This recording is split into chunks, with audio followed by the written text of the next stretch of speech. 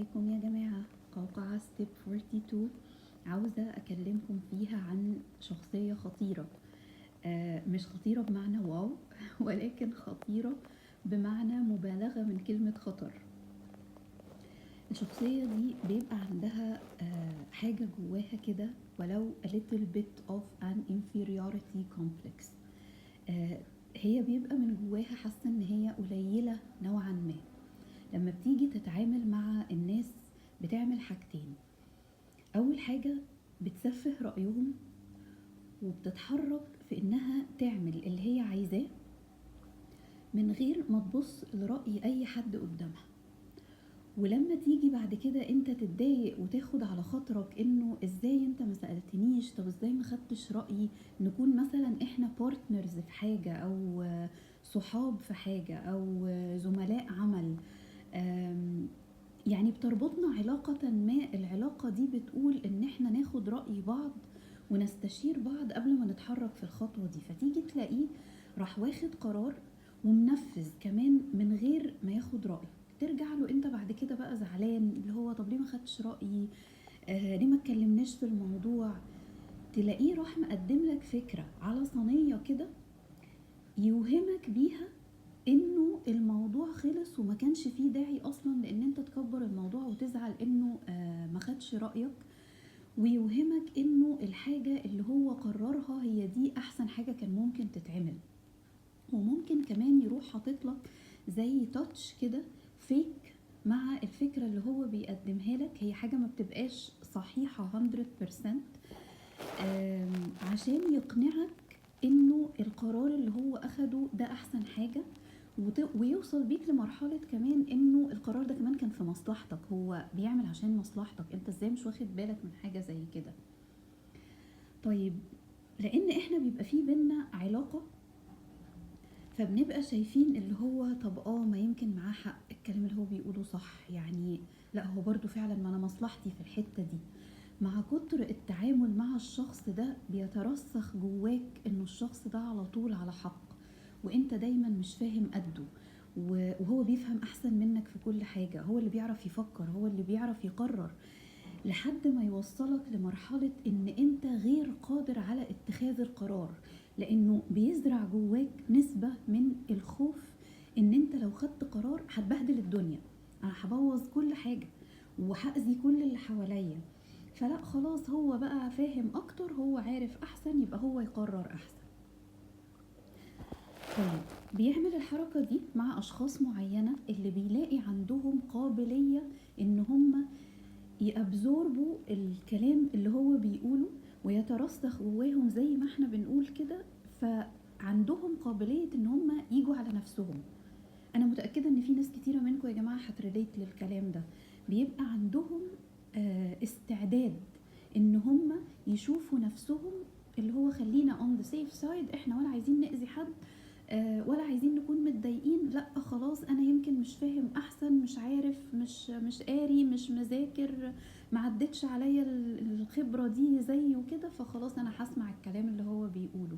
بيبقى احنا عندنا، لو انا الشخصية دي بيبقى عندي استعداد ان انا اتقبل اللي هو بيقوله واجي على نفسي واشوف نفسي قليل ومش فاهم ومش عارف ومش قادر، فاسمع الكلام اللي هو بيقوله وامشي وراه. طيب، في نوعية تانية من الشخصيات، الشخصية الخطيرة دي لما بتتعامل معاها بيبقى فاهم انه بيحركه، يعني مش بيبقى بقى عنده استعداد انه يتقبل اللي هو بيقوله عشان هو بيشككه في نفسه، فشخصية نمبر 2 بتصدق وبتشك في نفسها وتبقى مصدقة ان انا مش عارفة او انا مش فاهمة. لا، هو بيبقى فاهم انه الشخص ده بيحاول يعمل له manipulation، لكن بيتقبل برضو منه المانيبيوليشن دي. ليه بقى يا جماعة؟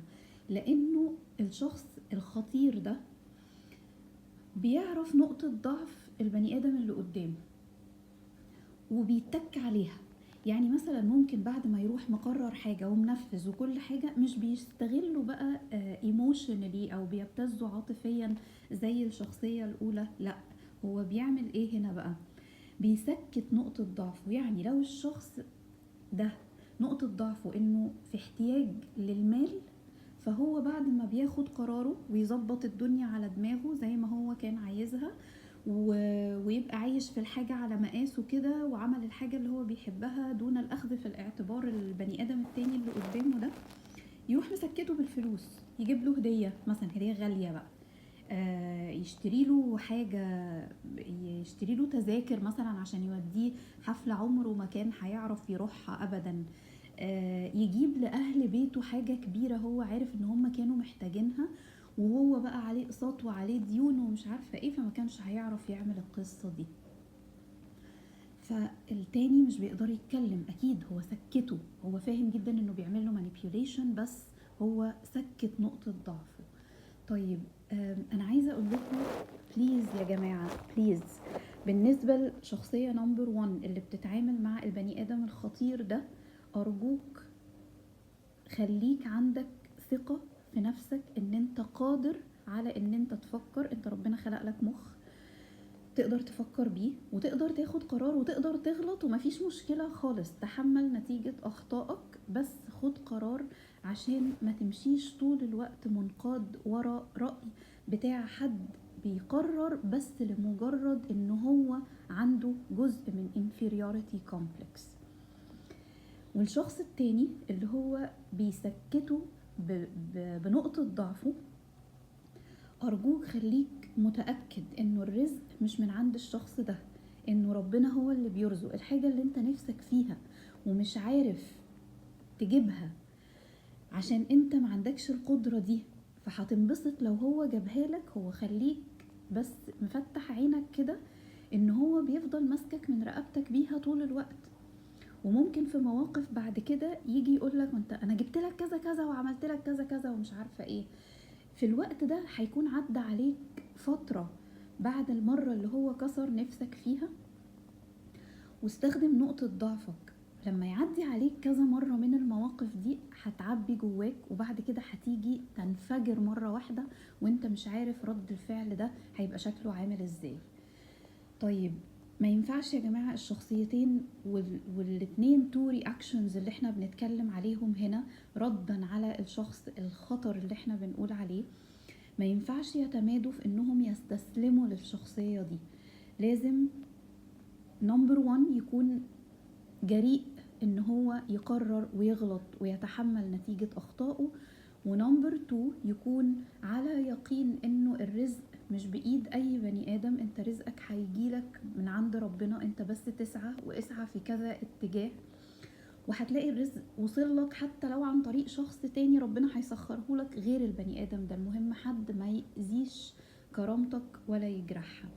ما تخلوناش نشجع الشخصية الخطيرة دي انها تتمادى في اللي هي بتعمله، عشان ده حتى مش في مصلحتها هي. الشخص ده بيكبر على اعناق البني ادمين وبيتحرك على الاذى بتاعهم، ومش بيبقى واخد باله على فكرة ان هو بيأذيهم. يعني في ناس بتبقى عندها وعي عن الكلام ده وبتستمتع بأذية الغير، لكن عايزة اقول لكم ان في حالات من دي بتبقى حالات مرضية، هو مش بيبقى واخد باله انه بيأذي اللي حواليه.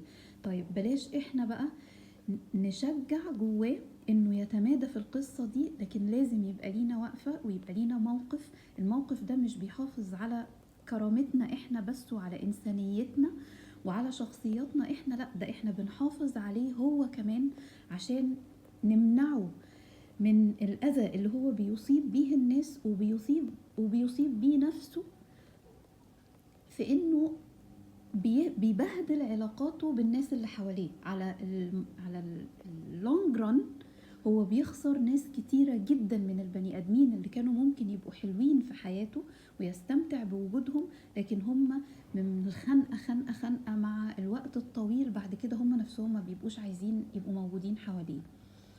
فخلينا نفكر كويس في الموضوع ده، والشخصية دي لو موجودة في حياتنا خلينا ناخد بالنا ان احنا ما نساعدهاش تتمادى في اللي هي بتعمله عشان مصلحتنا وعشان مصلحته هو كمان.